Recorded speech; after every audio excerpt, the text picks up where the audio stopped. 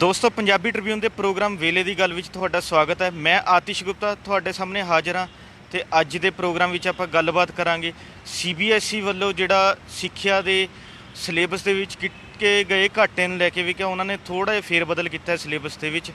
ਤੇ ਅੱਜ ਸਾਡੇ ਨਾਲ ਵਿਸ਼ੇਸ਼ ਤੌਰ ਤੇ ਗੱਲਬਾਤ ਕਰਨ ਲਈ ਹਾਜ਼ਰ ਨੇ ਪੰਜਾਬੀ ਟ੍ਰਿਬਿਊਨ ਦੇ ਨਿਊਜ਼ ਕੋਆਰਡੀਨੇਟਰ ਸ਼੍ਰੀ ਹਮੀਰ ਸਿੰਘ ਜੀ। ਸਤਿ ਸ਼੍ਰੀ ਅਕਾਲ ਸਰ।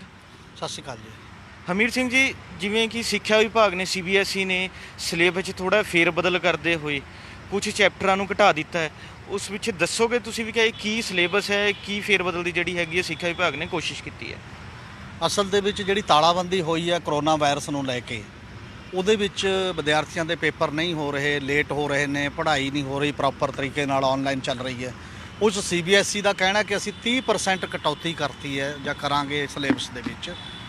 ਪਰ ਉਹ 30% ਜਿਹੜਾ ਸਿਲੇਬਸ 'ਚ ਕਟੌਤੀ ਕੀਤੀ ਗਈ ਹੈ, ਉਹ ਕਿਹੜੀਆਂ ਗੱਲਾਂ 'ਚ ਕਟੌਤੀ ਕੀਤੀ ਗਈ ਹੈ, ਕਿਹੜੇ ਚੈਪਟਰ ਹਟਾਏ ਜਾ ਰਹੇ ਨੇ, ਇਹ ਇਤਰਾਜ਼ਯੋਗ ਨੇ। ਇਹਦੇ 'ਤੇ ਦੇਸ਼ ਭਰ ਦੇ ਵਿੱਚ ਇੱਕ ਬਹਿਸ ਚੱਲੀ ਹੈ ਨਵੇਂ ਤਰੀਕੇ ਦੇ ਨਾਲ। ਔਰ ਉਹ ਕਿਹੜੇ ਨੇ, ਕਿਉਂਕਿ 9ਵੀਂ ਤੋਂ 12ਵੀਂ ਤੱਕ ਦਾ ਸਿਲੇਬਸ ਤਬਦੀਲ ਕਰਨਾ ਹੈ। ਖਾਸ ਤੌਰ 'ਤੇ 11ਵੀਂ ਤੇ 12ਵੀਂ ਦੇ ਜਿਹੜੇ ਬੱਚੇ ਨੇ, ਜਿਹੜੇ ਸਿਲੇਬਸ ਪੜ੍ਹਦੇ ਨੇ, ਉਹਦੇ 'ਚ ਜਿਹੜੀਆਂ ਤਬਦੀਲੀਆਂ ਕੀਤੀਆਂ ਨੇ, ਤੁਸੀਂ ਉਹਦੇ 'ਚ ਕਹਿੰਦੇ ਹੋ ਵੀ ਧਰਮ ਨਿਰਪੱਖਤਾ ਦਾ ਜਿਹੜਾ ਇੱਕ ਚੈਪਟਰ ਹੈ ਇਹ ਖਤਮ ਕਰ ਦਿਓ। ਤੁਸੀਂ ਕਹਿੰਦੇ ਹੋ ਡੈਮੋਕ੍ਰੇਸੀ ਦਾ ਚੈਪਟਰ ਹੈ ਇਹ ਖਤਮ ਕਰ ਦਿਓ। ਤੁਸੀਂ ਕਹਿੰਦੇ ਹੋ ਨੋਟਬੰਦੀ ਬਾਰੇ ਜੋ ਚੈਪਟਰ ਹੈ ਉਹ ਖਤਮ ਕਰ ਦਿਓ। ਗੁਆਂਢੀ ਦੇਸ਼ਾਂ ਨਾਲ ਸਾਡੇ ਸੰਬੰਧ ਨੇ ਜਿਹੜੇ ਪਾਕਿਸਤਾਨ ਨਾਲ, ਨੇਪਾਲ ਨਾਲ, ਮਿਆਂਮਾਰ ਨਾਲ, ਆਲੇ ਦੁਆਲੇ ਨਾਲ, ਉਹ ਚੈਪਟਰ ਆਪਾਂ ਨਹੀਂ ਦੇਣਾ ਉਸ ਪੱਧਰ ਦੇ ਉੱਤੇ। ਔਰ ਤੁਸੀਂ ਜਿਹੜੀ ਡਾਇਵਰਸਿਟੀ ਦਾ ਸਵਾਲ ਹੈ, ਬਨਸਬਨਤਾ ਦਾ ਸਵਾਲ ਹੈ, ਨਾਗਰਿਕਤਾ ਵਾਲਾ ਸਵਾਲ ਜਿਹੜਾ ਸਿਟੀਜ਼ਨਸ਼ਿਪ ਦਾ, ਉਹਨੂੰ ਬਾਹਰ ਕੱਢ ਦਿਓ। ਇਹ ਜਿਹੜੇ ਸਾਰੀਆਂ ਚੀਜ਼ਾਂ ਕੱਢਣ ਨੇ, ਤੇ ਇਹਦੇ ਤੋਂ ਵੀ ਜ਼ਿਆਦਾ ਇੱਕ ਅਲੱਗ ਤੁਸੀਂ ਜਾ ਕੇ ਇਹ ਕੱਢ ਰਹੇ ਹੋ ਕਿ ਜਿੱਦਾਂ ਪੰਚਾਇਤੀ ਰਾਜ ਸਿਸਟਮ ਹੈ ਤੇ ਜਿਹੜੀਆਂ ਲੋਕਲ ਬਾਡੀਜ਼ ਨੇ, ਉਹਨਾਂ ਦਾ ਵੀ ਸਿਲੇਬਸ 'ਚੋਂ ਕੱਢ ਦਿਓ। ਇਹ ਕੁਛ ਇਹੋ ਜਿਹੇ ਬੁਨਿਆਦੀ ਇਸ਼ੂ ਨੇ ਜਿਨ੍ਹਾਂ ਨੂੰ ਤੁਸੀਂ ਕੱਢਣ ਜਾ ਰਹੇ ਹੋ, ਜਿਹੜਾ ਇਸ ਦੇਸ਼ ਦੇ ਵਿੱਚ ਕਾਫੀ ਸਮੇਂ ਤੋਂ ਚਰਚਾ 'ਚ ਨੇ, ਵਿਵਾਦ 'ਚ ਨੇ। ਇਹਦਾ ਮਤਲਬ ਜਿਹੜੇ ਯੰਗ ਬੱਚੇ ਨੇ +1 +2 ਦੇ, ਉਹਨਾਂ ਦਾ ਜੇ ਨਜ਼ਰੀਆ ਬਣੇਗਾ ਇਸ ਪੱਧਰ ਦਾ, ਇਹਨਾਂ ਨੂੰ ਪੜ੍ਹ ਕੇ ਕੋਈ ਉਹ ਸਵਾਲ ਉਠਾਉਣਾ ਸ਼ੁਰੂ ਕਰਨਗੇ, ਤਾਂ ਇਹ ਸਵਾਲ ਪੈਦਾ ਕੀਤੇ ਜਾ ਰਹੇ ਨੇ ਜਿਹੜੇ ਇਸ ਫੈਸਲੇ ਦੇ ਖਿਲਾਫ ਮਾਹਰ ਵੀ ਨੇ ਤੇ ਬਾਕੀ ਦੇ ਲੋਕ ਨੇ। ਉਹ ਕਹਿ ਰਹੇ ਨੇ ਕਿ ਤੁਸੀਂ ਬੱਚਿਆਂ ਦੇ ਦਿਮਾਗਾਂ ਦੇ ਵਿੱਚੋਂ ਉਹ ਸਵਾਲ ਪੈਦਾ ਹੋਣੇ ਬੰਦ ਕਰਨਾ ਚਾਹੁੰਦੇ ਹੋ। ਸਟੇਟ ਜਿੱਧਰ ਨੂੰ ਜਾ ਰਹੀ ਹੈ, ਜਿਵੇਂ ਇੱਕ ਦੇਸ਼ ਇੱਕ ਰਾਸ਼ਨ ਕਾਰਡ, ਇੱਕ ਦੇਸ਼ ਇੱਕ ਟੈਕਸ, ਇੱਕ ਦੇਸ਼ ਇੱਕ ਵੋਟਾਂ, ਇੱਕ ਦੇਸ਼ ਦੇ ਉਸੇ ਟਾਈਪ ਦਾ ਜਿਹੜਾ ਸਾਰਾ ਇੱਕ ਦੇਸ਼ ਨਾਲ ਜੋੜ ਕੇ ਜਿਹੜੀ ਡਾਇਵਰਸਿਟੀ ਹੈ, ਜਿਹੜੀ ਧਰਮ ਨਿਰਪੱਖਤਾ ਹੈ, ਜਿਹੜੇ ਸਵਾਲ ਕੇਂਦਰ ਸਰਕਾਰ 'ਤੇ ਉੱਠ ਰਹੇ ਨੇ, ਉਹਨਾਂ ਸਵਾਲਾਂ ਵਾਲੇ ਚੈਪਟਰ ਤੁਸੀਂ ਹਟਾਉਣਾ ਚਾਹੁੰਦੇ ਹੋ। ਔਰ ਇਹ ਡੈਮੋਕ੍ਰੇਟਿਕ ਕੰਟਰੀ ਦੇ ਵਿੱਚ, ਜਮਹੂਰੀ ਦੇਸ਼ ਦੇ ਵਿੱਚ, ਔਰ ਇਹ ਬਹੁਤ ਜ਼ਰੂਰੀ ਹੈ ਕਿ ਬੱਚਿਆਂ ਨੂੰ ਪੜ੍ਹਾਈ ਦੇ ਮਾਮਲੇ ਦੇ ਵਿੱਚ ਪੂਰੀ ਪਿਕਚਰ, ਸਭ ਚੀਜ਼ਾਂ ਦੇ ਵਿਚਾਰ ਉਹਨਾਂ ਨੂੰ ਪਤਾ ਲੱਗਣ, ਔਰ ਉਹ ਵਿਚਾਰਾਂ ਤੋਂ ਆਪਣਾ ਇੱਕ ਥਾਟ ਪ੍ਰੋਸੈਸ ਬਣਾਉਂਦੇ ਨੇ, ਉਹਨਾਂ ਦਾ ਇੱਕ ਸੋਚ ਦਾ ਬਣਦਾ ਤੇ ਨਜ਼ਰੀਆ ਬਣਦਾ। ਉਸੇ ਨਜ਼ਰੀਏ ਦੇ ਵਿੱਚੋਂ ਹੀ ਉਹਨਾਂ ਦਾ ਵਿਕਾਸ, ਜਿਹੜਾ ਮਾਨਸਿਕ ਵਿਕਾਸ ਹੈ, ਉਹ ਜੁੜਿਆ ਹੁੰਦਾ ਹੈ। ਔਰ ਜੇਕਰ ਤੁਸੀਂ ਉਹ ਨਹੀਂ ਕਰਦੇ ਔਰ ਉਹਦੇ 'ਤੇ ਪਾਬੰਦੀਆਂ ਲਾ ਦਿੰਦੇ ਹੋ, ਜਿਹਦੇ 'ਤੇ ਕਿ ਪਹਿਲਾਂ ਹੀ ਪਾਬੰਦੀਆਂ ਕੁਝ ਵੱਖ-ਵੱਖ ਕਾਰਨਾਂ ਕਰਕੇ, ਹੋਰਾਂ ਕਾਰਨਾਂ ਕਰਕੇ ਬਾਹਰ ਤਾਂ ਲੱਗ ਰਹੀਆਂ ਨੇ, ਔਰ ਤਾਂ ਫਿਰ ਕਿਵੇਂ ਪਤਾ ਲੱਗੇਗਾ? ਤੁਸੀਂ ਡੀਸੈਂਟਰਲਾਈਜੇਸ਼ਨ ਆਫ ਪਾਵਰ ਦਾ, ਜੇ ਉਹ ਪੰਚਾਇਤੀ ਰਾਜ ਪੜ੍ਹਦੇ ਨੇ, ਉਹ ਕਹਿੰਦੇ ਨੇ 29 ਡਿਪਾਰਟਮੈਂਟ ਦੇਣੇ ਸੀ, ਕਿਉਂ ਨਹੀਂ ਦਿੱਤੇ ਗਏ? ਗ੍ਰਾਮ ਸਭਾ ਕਿਉਂ ਨਹੀਂ ਹੋ ਰਹੀ? ਇਹ ਸਵਾਲ ਪਹਿਲਾਂ ਵੀ ਘੱਟ ਹੀ ਹੋ ਰਹੇ ਨੇ, ਪਰ ਜੇ ਸਿਲੇਬਸ 'ਚੋਂ ਵੀ ਬਾਹਰ ਕੱਢਤੇ ਫਿਰ ਬਿਲਕੁਲ ਬੰਦ ਹੋ ਜਾਣਗੇ। ਔਰ ਧਰਮ ਨਿਰਪੱਖਤਾ ਦਾ ਸਵਾਲ ਘੱਟ ਗਿਣਤੀਆਂ ਦਾ ਸਵਾਲ ਹੈ। ਘੱਟ ਗਿਣਤੀਆਂ ਦੇ ਮਾਮਲੇ ਦੇ ਵਿੱਚ ਜਿਹੜੀ ਮੁਸਲਿਮ ਘੱਟ ਗਿਣਤੀ ਹੈ, ਉਹ ਜਿਸ ਪੱਧਰ ਦੇ ਉੱਤੇ ਹੁਣ ਖਾਸ ਤੌਰ 'ਤੇ ਦਿੱਲੀ ਦਾ ਮਾਮਲਾ ਹੈ, ਦਿੱਲੀ ਦੇ ਵਿੱਚ ਜਿਸ ਤਰ੍ਹਾਂ ਕੇਸ ਦਰਜ ਕੀਤੇ ਜਾ ਰਹੇ ਨੇ, ਆ ਜਿਹੜੇ ਦੰਗਿਆਂ ਦਾ ਮਾਮਲਾ ਆਇਆ ਸੀ, ਜਿੰਨੀਆਂ ਵੀਡੀਓ ਆਈਆਂ, ਜਿੰਨੀਆਂ ਰਿਪੋਰਟਾਂ ਆਈਆਂ, ਉਹ ਸਾਰੀਆਂ ਇਹ ਸੀਗੀਆਂ ਕਿ ਜਿਹੜੇ ਬੀਜੇਪੀ ਦੇ ਖੁਦ ਦੇ ਲੀਡਰ ਸੀ, ਉਹਨਾਂ ਨੇ ਵਰ ਕੇ ਭੜਕਾਇਆ, ਕਿੰਨੇ ਵਾਰ ਕਿਹਾ, ਚੋਣ ਕਮਿਸ਼ਨ ਨੇ ਵੀ ਪਾਬੰਦੀ ਲਾਈ ਜਿਹੋ ਜਿਹੇ ਉਹਨਾਂ ਨੇ ਸ਼ਬਦਾਵਲੀ ਵਰਤੀ। ਪਰ ਦੂਜੇ ਪਾਸੇ ਹੁਣ ਫੜੋ ਫੜਾਈ ਕਿਹਨਾਂ ਦੀ ਹੋ ਰਹੀ ਹੈ? ਫੜੋ ਫੜਾਈ ਹੋ ਰਹੀ ਹੈ ਦੂਜੇ ਘੱਟ ਗਿਣਤੀ ਦੀ, ਮੁਸਲਮਾਨ ਦੀ। ਔਰ ਇਹ ਵੀ ਇੱਕ ਕਾਰਵਾਂ ਵੱਡਾ ਮੈਗਜ਼ੀਨ ਹੈ, ਉਹਦੇ 'ਚ ਇੱਕ ਸਟੋਰੀ ਛਪੀ ਹੈ ਕਿ ਕਿਵੇਂ ਉਹਨਾਂ ਵੱਲੋਂ ਉਹਨਾਂ ਦੇ ਘਰ ਜਲਾਉਣ ਤੋਂ ਬਾਅਦ ਜਾਂ ਦੁਕਾਨਾਂ ਜਲਾਉਣ ਤੋਂ ਬਾਅਦ ਮੁਸਲਿਮ ਪਰਿਵਾਰਾਂ ਵੱਲੋਂ ਜੋ FIR ਲਿਖਾਈ ਜਾ ਰਹੀ ਹੈ, ਉਹਨਾਂ FIR ਦੇ ਵਿੱਚ ਵੀ ਜੋ ਕਹਿੰਦੇ ਨੇ ਉਹਨਾਂ ਵਿਅਕਤੀਆਂ ਦੇ ਨਾਂ ਦਰਜ ਨਹੀਂ ਕੀਤੇ ਜਾ ਰਹੇ, ਔਰ ਉਹਨਾਂ 'ਤੇ ਦਬਾਅ ਪਾਇਆ ਜਾ ਰਿਹਾ ਕਿ ਤੁਸੀਂ ਆਪਣੀਆਂ ਇਹ ਵਾਪਸ ਲੈ ਲਓ। ਇਹ ਕਾਫੀ ਵੱਡਾ ਇਸ ਕਰਕੇ ਉਹਦੇ ਨਾਲ ਜੁੜਿਆ ਹੋਇਆ ਇਸ਼ੂ ਹੈ। ਵਿਚਾਰ ਬਣਾਉਣ, ਵਿਚਾਰ ਪੈਦਾ ਹੋਣ ਤੇ ਵਿਚਾਰਾਂ ਦੇ ਪ੍ਰਗਟਾਵੇ ਦਾ ਇਸ਼ੂ, ਇਹ ਦੋ ਮਤਲਬ ਇਕਜੁੱਟ ਮੁੱਦੇ ਨੇ। ਇਹ ਉਸੇ ਕੜੀ ਦਾ ਹਿੱਸਾ ਹੈ ਜਿਹੜੇ ਕੜੀ ਦੇ ਵਿੱਚ ਤੁਸੀਂ ਕਹਿੰਦੇ ਹੋ ਕਿ ਜ਼ੁਬਾਨ ਬੰਦ ਕਰ ਦਿੱਤੀ ਜਾਏ। ਇਹ ਦੇਸ਼ ਦਾ ਸੰਵਿਧਾਨ ਇੱਕ ਵਿਚਾਰ ਪ੍ਰਗਟਾਵੇ ਦੀ ਆਜ਼ਾਦੀ ਦਿੰਦਾ ਤੁਹਾਨੂੰ। ਵੱਖ-ਵੱਖ ਰੂਪ ਦੇ ਵਿੱਚ। ਜੇਕਰ ਅਸੀਂ ਉਸ ਵਿਚਾਰ ਪ੍ਰਗਟਾਵੇ ਦੀ ਆਜ਼ਾਦੀ ਦੇ ਰੂਪ ਦੇ ਵਿੱਚ ਗੱਲ ਕਰਦੇ ਹਾਂ ਤਾਂ ਇਹ ਅੱਜ ਨਵੀਂ ਇਕੱਲੀ ਗੱਲ ਨਹੀਂ ਹੈ। ਰਾਮਾਚੰਦਰ ਗੁਹਾ ਇਸ ਦੇਸ਼ ਦੇ ਬਹੁਤ ਵੱਡੇ ਇਤਿਹਾਸਕਾਰ ਨੇ। ਉਹਨਾਂ ਨੇ ਇੱਕ ਆਰਟੀਕਲ ਲਿਖਿਆ, ਉਹ ਕਹਿੰਦੇ ਜਦੋਂ 1824 ਦੇ ਵਿੱਚ ਜਦੋਂ ਅਜੇ ਈਸਟ ਇੰਡੀਆ ਕੰਪਨੀ ਬੰਗਾਲ ਦੇ ਵਿੱਚ ਆ ਕੇ ਸਟੈਬਲਿਸ਼ ਹੁੰਦੀ ਹੈ ਤੇ ਬਾਕੀ ਸਾਰਾ ਚੀਜ਼ਾਂ ਚੱਲਦੀਆਂ ਨੇ, ਉਦੋਂ ਇੱਕ ਆਰਡੀਨੈਂਸ ਇਹੋ ਜਿਹਾ ਲਿਆਂਦਾ ਗਿਆ ਸੀ ਜਿਹੜਾ ਵਿਚਾਰ ਪ੍ਰਗਟਾਵੇ ਤੇ ਰੋਕ ਲੱਗਦੀ ਸੀ। ਜਦ ਉਦੋਂ ਦੇ ਜਿਹੜੇ ਬੁੱਧੀਜੀਵੀਆਂ ਨੇ, ਜਿਹਦੇ 'ਚ ਰਵਿੰਦਰਨਾਥ ਟੈਗੋਰ ਵੀ ਸੀਗੇ, ਜਿਹਦੇ 'ਚ ਰਾਜਾ ਰਾਮ ਮੋਹਨ ਰਾਏ ਤੇ ਬਾਕੀ ਦੇ ਵੱਡੇ ਬੰਦੇ ਜਿਹੜੇ ਜਿਨ੍ਹਾਂ ਦਾ ਦੇਸ਼ ਸਨਮਾਨ ਕਰਦਾ ਉਸ ਪੱਧਰ ਤੇ, ਉਹਨਾਂ ਨੇ ਇਹ ਜਿਹੜਾ ਇੱਕ ਮੈਮੋਰੰਡਮ ਦਿੱਤਾ ਸੀ। ਮੈਮੋਰੰਡਮ ਉਹਨਾਂ ਦਾ ਇਹ ਕਹਿੰਦਾ ਹੈ, ਜਿਹੜਾ ਈਸਟ ਇੰਡੀਆ ਕੰਪਨੀ ਨੂੰ ਦਿੱਤਾ ਗਿਆ ਬ੍ਰਿਟਿਸ਼ ਸਰਕਾਰ ਦੇ ਨਾਂ ਤੇ, ਉਹ ਕਹਿੰਦਾ ਵੀ ਤੁਸੀਂ ਇਸ ਤਰ੍ਹਾਂ ਦਾ ਸਿਆਸੀ ਅਸੂਲ ਨਾ ਅਪਣਾਓ ਜਿਹੜੇ ਏਸ਼ੀਆਈ ਰਾਜੇ ਅਪਣਾਉਂਦੇ ਨੇ, ਜਿਨ੍ਹਾਂ ਦਾ ਇਹ ਮੰਨਣਾ ਹੈ ਬਹੁਤੀ ਵਾਰੀ ਉਹ ਇਹ ਮੰਨਦੇ ਨੇ ਕਿ ਜਿੰਨੀ ਜ਼ਿਆਦਾ ਪਬਲਿਕ ਹਨੇਰੇ 'ਚ ਰਹੇਗੀ ਉਨਾ ਹੀ ਹੁਕਮਰਾਨਾਂ ਨੂੰ ਫਾਇਦਾ ਹੋਏਗਾ, ਹਾਕਮਾਂ ਨੂੰ ਫਾਇਦਾ ਹੋਏਗਾ। ਇਹਦਾ ਮਤਲਬ ਇਹ ਹੈ ਕਿ ਤੁਸੀਂ ਗਿਆਨ 'ਤੇ ਰੋਕ ਲਾ ਦਿਓ। ਜੇ ਉਹਨਾਂ 'ਤੇ ਗਿਆਨ ਨਹੀਂ ਆਏਗਾ, ਉਹਨਾਂ ਨੂੰ ਉਹਨਾਂ ਚੀਜ਼ਾਂ ਬਾਰੇ ਨਹੀਂ ਪਤਾ ਹੋਏਗਾ, ਤਾਂ ਆਟੋਮੈਟਿਕਲੀ ਰਾਜਾ ਹੁਕਮਰਾਨ ਜਾਂ ਹਾਕਮ ਇਹ ਸਮਝਦਾ ਹੈ ਕਿ ਉਹਨੂੰ ਫਾਇਦਾ ਹੋ ਰਿਹਾ, ਉਹ ਸਵਾਲ ਕਰਨਾ ਬੰਦ ਕਰ ਦੇਗਾ। ਇਸੇ ਕਰਕੇ ਸਿਲੇਬਸਾਂ ਦੇ ਵਿੱਚ ਜਿਹੜੇ ਗਿਆਨ ਦੇ ਨਾਲ ਵੱਖਰੇ ਗਿਆਨ ਦਾ ਜਿਹੜਾ ਇੱਕ ਨਜ਼ਰੀਆ ਦਿੰਦੇ ਨੇ ਜਿਹੜੇ ਕਲਾਸਰੂਮ ਦੇ ਵਿੱਚ, ਉਹਨਾਂ ਨੂੰ ਤੁਸੀਂ ਬੰਦ ਕਰ ਰਹੇ ਹੋ। ਔਰ ਉਹ ਬੰਦ ਕਰ ਰਹੇ ਹੋ ਇਸੇ ਕਰਕੇ ਇਹ ਬਹੁਤ ਵੱਡਾ ਬਹਿਸ ਦਾ ਮੁੱਦਾ ਔਰ ਇਹਦੀ ਵਿਰੋਧ ਵੀ ਹੋਣਾ ਚਾਹੀਦਾ, ਕਿਉਂਕਿ ਜੇਕਰ ਤੁਸੀਂ ਇੱਕੋ ਹੀ ਧਾਰਾ ਦੀ ਉਹਨਾਂ ਨੂੰ ਸਿਖਾਓਗੇ, ਇੱਕੋ ਤਰੀਕਾ ਸਿਖਾਓਗੇ, ਤਾਂ ਉਹ ਇੱਕ ਇਸ ਲੈਵਲ ਦੇ ਨਾਗਰਿਕ ਨਹੀਂ ਬਣ ਸਕਣਗੇ। ਇਹ ਗੈਰ ਸੰਵਿਧਾਨਕ ਵੀ ਹੈ ਚੋਣ ਇਸ ਢੰਗ ਦੀ ਕਰਨੀ, ਤੇ ਇਹ ਅਨਡੈਮੋਕ੍ਰੈਟਿਕ ਵੀ ਹੈ, ਗੈਰ ਜਮਹੂਰੀ ਵੀ ਹੈ। ਇੱਕ ਹਮੀਰ ਸਿੰਘ ਜੀ ਗੱਲ ਕਰਾਂਗੇ, ਜਿੱਥੇ ਸਿੱਖਿਆ ਵਿਭਾਗ ਨੇ ਸਿੱਖਿਆ ਦੇ ਵਿੱਚੋਂ ਬੱਚਿਆਂ ਦੇ ਜਿਹੜਾ ਬਹੁਤ ਹੀ ਭਵਿੱਖ ਦੇ ਜ਼ਰੂਰੀ ਚੈਪਟਰ ਨੇ ਇਸ ਤਰ੍ਹਾਂ ਦੇ ਉਹ ਬਾਹਰ ਕੱਢ ਦਿੱਤੇ ਨੇ, ਤਾਂ ਕਿ ਇਸ ਤੋਂ ਇਹ ਸਾਬਿਤ ਹੁੰਦਾ ਹੈ ਵੀ ਕਿ ਕੱਲ੍ਹ ਨੂੰ ਕੋਈ ਸਰਕਾਰਾਂ ਦੇ ਖਿਲਾਫ ਬੋਲਣ ਜੋਗਾ ਹੀ ਨਾ ਰਹੇ, ਕਿਸੇ ਨੂੰ ਆਪਣੀ ਆਵਾਜ਼ ਚੱਕਣ ਦੇ ਰਾਈਟ ਦਾ ਪਤਾ ਹੀ ਨਾ ਹੋਵੇ। ਤੇ ਦੂਜੇ ਪਾਸੇ ਪੂਰੇ ਭਾਰਤ ਦੇਸ਼ ਵਿੱਚ ਦੇਖਿਆ ਜਾਵੇ ਥਾਂ ਥਾਂ 'ਤੇ ਲੋਕਾਂ ਦੇ ਜਿਹੜਾ ਸਰਕਾਰ ਦੇ ਖਿਲਾਫ ਆਵਾਜ਼ ਚੱਕਦਾ ਉਹਨਾਂ 'ਤੇ ਪਰਚੇ ਦਰਜ ਕਰ ਦਿੱਤੇ ਜਾਣ। ਇਹੀ ਹਾਲਾਤ ਜਿਹੜੇ ਆ ਇਸ ਟਾਈਮ ਪੰਜਾਬ 'ਚ ਵੀ ਦਿਖਾਈ ਦੇ ਰਹੇ ਨੇ ਵੀ ਜਿਹੜਾ ਸਰਕਾਰ ਦੇ ਖਿਲਾਫ ਬੋਲਦਾ ਉਹਦੇ ਖਿਲਾਫ ਕਾਨੂੰਨੀਆਂ ਕਾਰਵਾਈ ਕੀਤੀ ਜਾਣ। ਤੁਹਾਨੂੰ ਨਹੀਂ ਲੱਗਦਾ ਕਿੱਥੇ ਤੱਕ ਸਰਕਾਰਾਂ ਜਿਹੜੀਆਂ ਅਜਿਹੀ ਹਰਕਤਾਂ ਕਰਦੇ ਹੋਏ ਲੋਕਾਂ ਦੀ ਆਵਾਜ਼ ਨੂੰ ਦਬਾਉਣ ਦੀ ਕੋਸ਼ਿਸ਼ ਕਰ ਰਹੀ ਹੈ?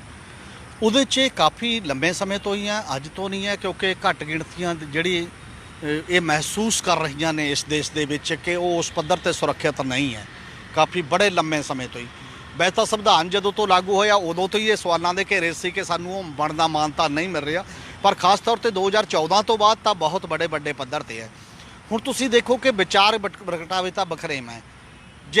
ਜੇ ਮੈਂ ਤਿੰਨ ਗੱਲਾਂ ਇਹਦੇ ਨਾਲ ਜੋੜ ਕੇ ਕਰਾਂ, ਪਹਿਲੀ ਗੱਲ ਭੀਮਾ ਕੋਰੇਗਾਂਵ ਜਿਹੜਾ ਦਲਿਤਾਂ ਦੇ ਆਜ਼ਾਦੀ ਦੇ ਸਵਾਲ ਨਾਲ ਜੁੜਿਆ ਹੋਇਆ ਇੱਕ ਮਾਮਲਾ ਹੈ, ਔਰ ਜਿਹੜੇ ਬੰਦਿਆਂ ਨੇ ਉੱਥੇ ਦੰਗੇ ਭੜਕਾਏ ਜਾਂ ਜਿਹੜੇ ਬੰਦਿਆਂ ਨੇ ਉਹ ਇਸ਼ੂ ਨੂੰ ਉਭਾਰਿਆ ਉਹਨਾਂ ਤੇ ਕੋਈ ਕੇਸ ਨਹੀਂ, ਪਰ ਉਹਦੇ ਨਾਂ ਤੇ ਜਿਹੜੇ ਲੋਕ ਕਬਾਇਲੀਆਂ ਦੇ ਵਿੱਚ ਗਰੀਬਾਂ ਦੇ ਵਿੱਚ ਕੰਮ ਕਰਦੇ ਸੀ, ਉਹ ਚਾਹੇ ਗੌਤਮ ਨੌਲਖਾ ਹੋਵੇ ਜਿਹੜਾ ਬੜਾ ਵੱਡੇ ਪੱਤਰਕਾਰ ਵੀ ਨੇ ਤੇ ਸੋਸ਼ਲ ਸਰਵਿਸ ਵੀ ਹੈ, ਸੁਧਾ ਭਾਰਦਵਾਜ ਵਰਗੀ ਲੇਡੀ ਜਿਹੜੀ ਬਾਹਰ ਪੜ੍ਹ ਕੇ ਬਾਹਰਲੀਆਂ ਯੂਨੀਵਰਸਿਟੀਆਂ 'ਚ ਆ ਕੇ ਆਪਣੇ ਆਪ ਨੂੰ ਸਮਰਪਿਤ ਵੀ ਕੀਤਾ ਜਿਹੜੀਆਂ ਦਲਿਤ ਜੇ ਗਰੀਬ ਔਰਤਾਂ ਤੇ ਬੰਦਿਆਂ ਦੇ ਅਧਿਕਾਰਾਂ ਦੇ ਵਾਸਤੇ, ਉਹ ਸਾਰੇ ਬੰਦਿਆਂ ਨੂੰ ਤੁਸੀਂ ਫੜ ਕੇ ਉਹਨਾਂ ਤੇ ਮੁਕੱਦਮੇ ਇਹ ਦਰਜ ਕੀਤੇ ਨੇ ਕਿ ਤੁਸੀਂ ਪ੍ਰਧਾਨ ਮੰਤਰੀ ਨਰਿੰਦਰ ਮੋਦੀ ਦੀ ਕਤਲ ਦੀ ਸਾਜ਼ਿਸ਼ ਦੇ ਵਿੱਚ ਸ਼ਾਮਲ ਹੋ। ਮਤਲਬ ਨਾ ਕਿ ਉਹਨਾਂ ਕੋਲ ਕੋਈ ਬੁੱਧੀਜੀਵੀ ਐਂਗਲ ਦਾ ਕੋਈ ਉਹਨਾਂ ਤੇ ਸਵਾਲ ਕੀਤਾ ਜਾਂ ਵੱਖ-ਵੱਖ ਟਾਈਪ ਦਾ, ਤੁਸੀਂ ਹਰ ਇੱਕ ਨੂੰ ਉਸ ਗੱਲ ਨਾਲ ਜੋੜ ਦਿੰਦੇ ਹੋ, ਕ੍ਰਿਮੀਨਲ ਬਣਾ ਦਿੰਦੇ ਹੋ।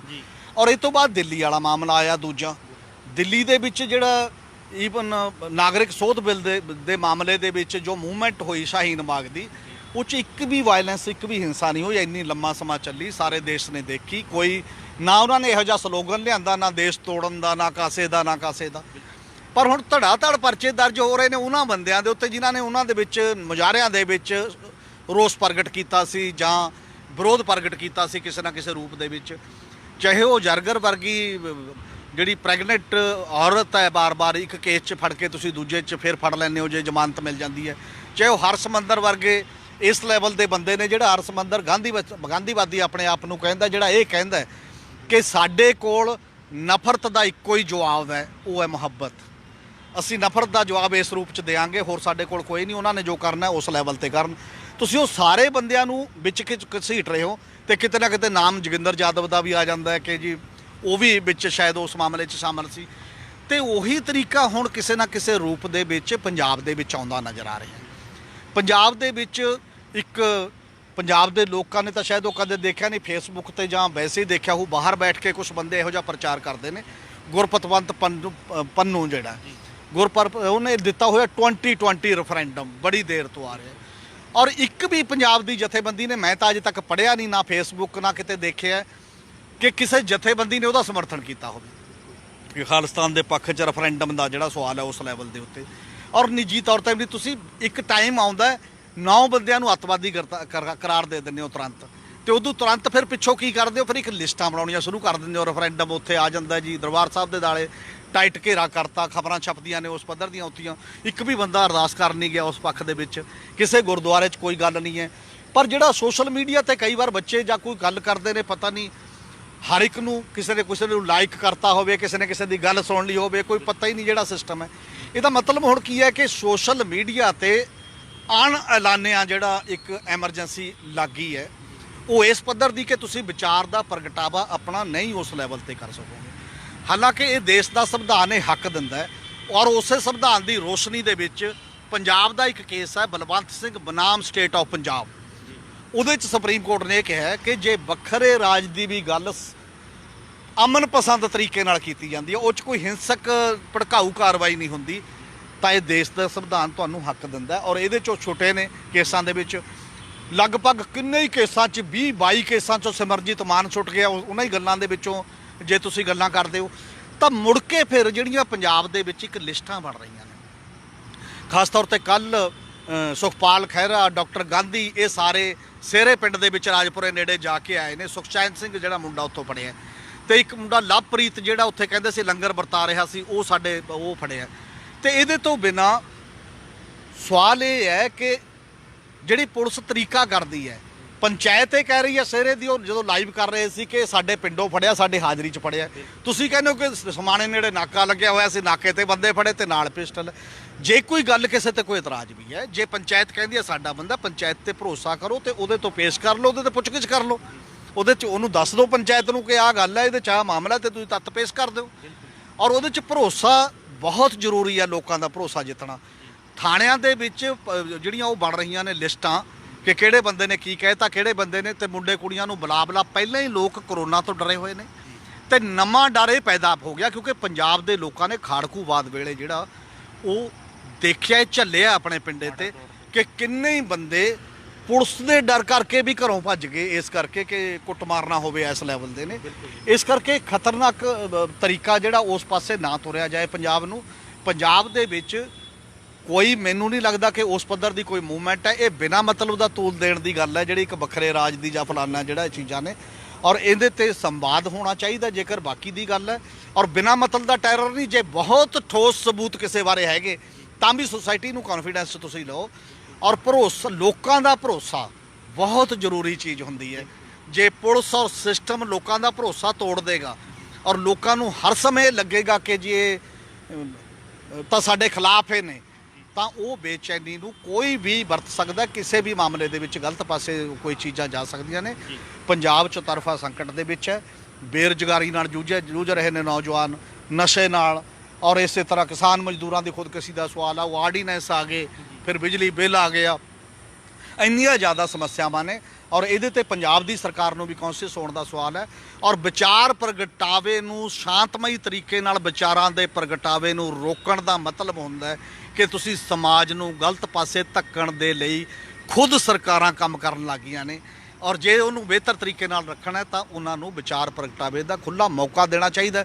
ਔਰ ਜਦੋਂ ਮੌਕਾ ਮਿਲੂਗਾ ਸਗੋਂ ਸਰਕਾਰਾਂ ਨੂੰ ਚੀਜ਼ਾਂ ਵੀ ਵੱਧ ਪਤਾ ਲੱਗਦੀਆਂ ਨੇ, ਕਿੰਨਾ ਸੁਸਾਇਟੀ ਕੀ ਸੋਚ ਰਹੀ ਹੈ।